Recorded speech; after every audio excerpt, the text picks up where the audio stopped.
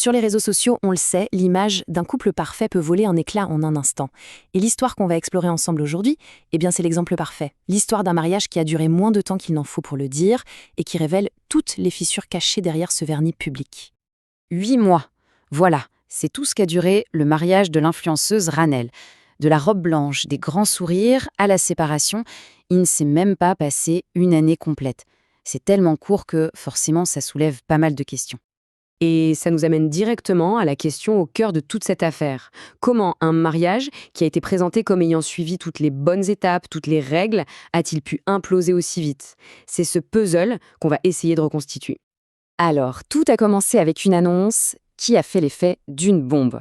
Pour bien comprendre le contexte, il faut savoir que Ranel, son fonds de commerce, c'est le conseil en relations amoureuses. Alors imaginez un peu la stupeur de sa communauté quand elle a annoncé son propre divorce. Cette chronologie, elle est hyper révélatrice. Regardez bien. Le mariage, c'est en février, arrive la rentrée de septembre, et hop, c'est déjà la séparation. Puis, il faut attendre novembre pour l'annonce publique. En fait, le dénouement est arrivé presque aussi vite que le commencement, ce qui rend l'histoire encore plus intrigante. Bon, face à toutes les questions, à toutes les rumeurs, quelle a été la version officielle? Ranel a évidemment pris la parole pour donner sa propre explication de cette fin de mariage, disons, prématurée. Ces mots que l'on voit ici ont été choisis avec un soin extrême. Elle parle d'une séparation lambda, classique. Elle insiste lourdement sur le fait qu'elle a appliqué à la lettre ses propres conseils. Le message est on ne peut plus clair, tout va bien, la situation est maîtrisée et sa crédibilité en tant qu'experte reste totalement intacte. En gros, le tableau qu'elle nous dresse, c'est celui d'une rupture modèle. Une décision mutuelle, sans le moindre conflit, bien encadrée par un contrat de mariage. Elle se positionne non pas comme une victime, mais plutôt comme une professionnelle qui gère même son propre divorce de main de maître. Mais est-ce que cette version si lisse, si contrôlée, est vraiment toute l'histoire? D'après la chaîne Black Survey Style, qui a analysé toute la situation en profondeur, la réalité serait bien plus complexe et beaucoup plus conflictuelle. L'analyse de cette commentatrice, elle met en lumière deux théories qui viennent complètement dynamiter le récit officiel de la fameuse séparation amicale. Mettons les trois versions côte à côte, c'est très parlant. À gauche, l'explication officielle, presque banale, une simple incompatibilité. Mais à droite, les théories sont beaucoup plus explosives. La première, c'est une histoire de vidéo compromettante du mari qui aurait fuité. Et la seconde, qui est peut-être encore plus intéressante, parle d'un ultimatum, sa carrière ou lui. Et c'est là que l'analyse devient absolument fascinante. La commentatrice, elle, penche clairement pour la théorie de l'ultimatum. Et elle s'appuie sur les propres mots de Ranel. Quand Ranel déclare « je ne suis pas faite pour subir », la source y voit une réponse directe, à peine voilée, à une demande de sacrifice professionnel.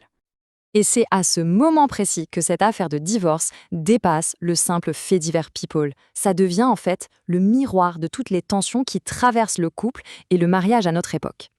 Du coup, ça nous pousse à nous poser la même question que la commentatrice. Face à un mariage qui, sur le papier, avait coché toutes les bonnes cases et qui a quand même échoué, est-ce qu'on peut encore croire qu'il existe une sorte de formule magique pour qu'un couple réussisse? C'est ce que la source appelle le mythe du tout bien faire. Vous savez, cette idée, très ancrée dans certaines traditions, que si on suit un protocole strict, la rencontre validée par les familles, pas d'intimité avant le mariage, etc., eh bien, ce serait une garantie de succès.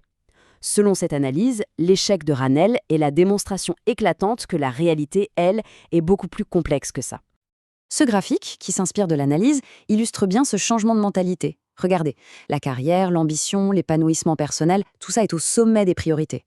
Et loin, très loin derrière, on trouve l'idée de se sacrifier pour son partenaire. C'est une toute nouvelle équation dans le couple moderne. Et cette phrase de la commentatrice, c'est peut-être la clé de toute l'histoire. Les femmes d'aujourd'hui ne sont plus prêtes à se sacrifier. Elles ont vu que ça n'a rien apporté à nos mères ou nos grands-mères. C'est une véritable rupture générationnelle qui est en train de se passer et qui remet en cause les fondements même du mariage traditionnel. Et Ranel, d'une certaine manière, en serait l'incarnation.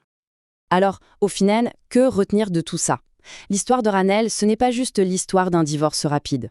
C'est l'histoire d'une collision entre deux mondes. Celui d'un modèle de mariage basé sur le sacrifice d'un côté, et de l'autre, celui d'une ambition personnelle qui ne veut plus, qui ne peut plus céder de terrain. Et ça nous laisse avec une question bien plus large. Le mariage, tel qu'on le conçoit traditionnellement, est-il en train de devenir obsolète?